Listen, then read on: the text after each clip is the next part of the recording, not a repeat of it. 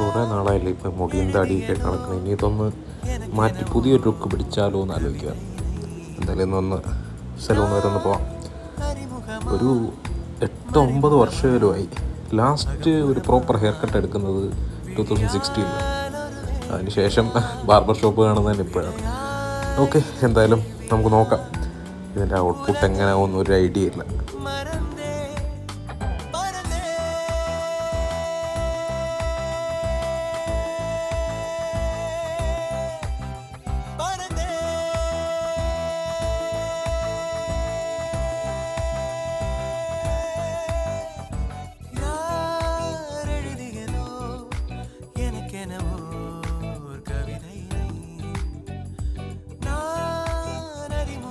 അങ്ങനെ ഫൈനലി 9 വർഷത്തെ ഇടവേളയ്ക്ക് ശേഷം താടി മുടിയൊക്കെ എടുത്തിരിക്കുകയാണ്.